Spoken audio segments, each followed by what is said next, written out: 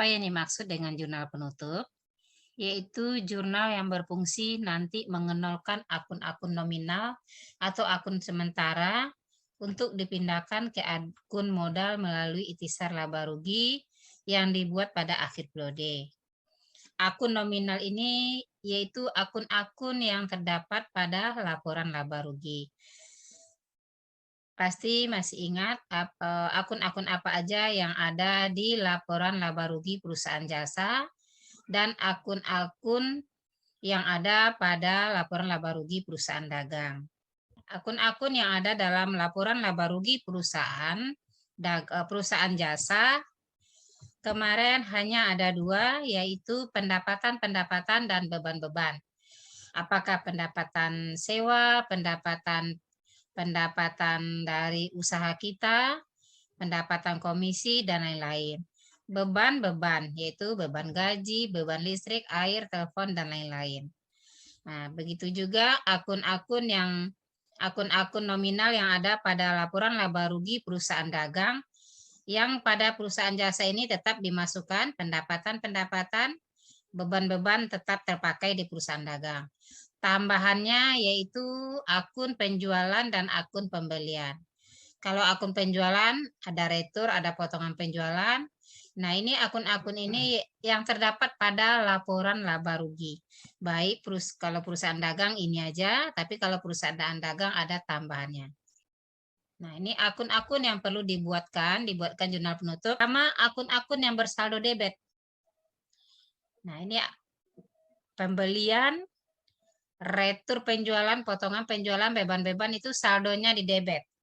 Nah, supaya dia 0, maka kita akan pindahkan dia di kredit.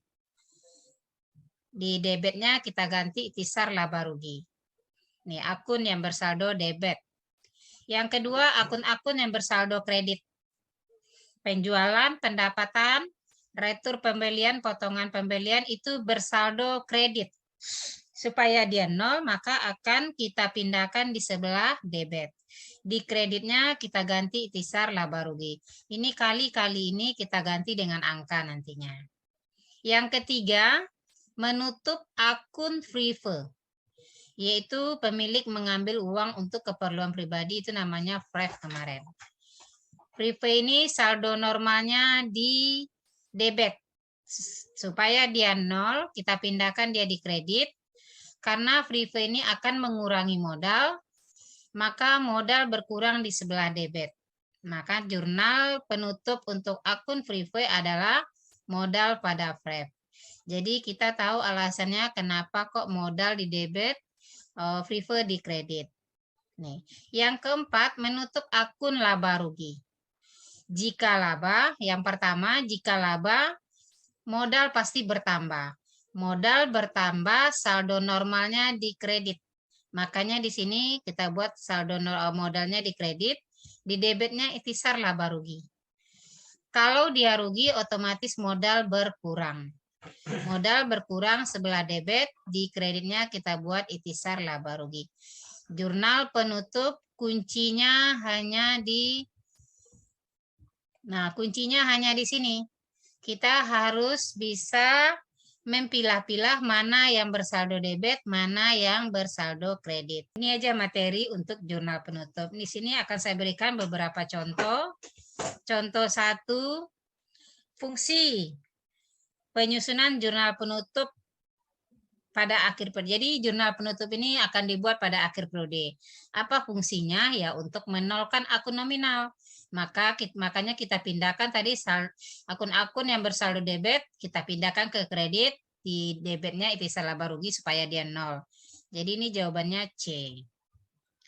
Yang kedua, contoh yang kedua, per 31 Mei 2020,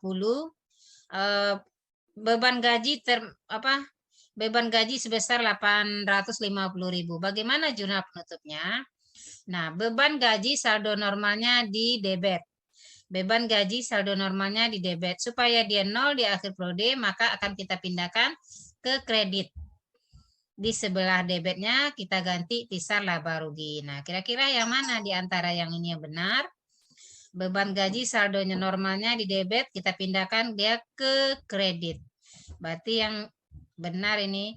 Nah, akun yang kita masukkan di sini hanya 8 akun tadi, hanya akun nominal. Akun-akun yang terdapat pada neraca tidak dimasukkan dalam jurnal penutup.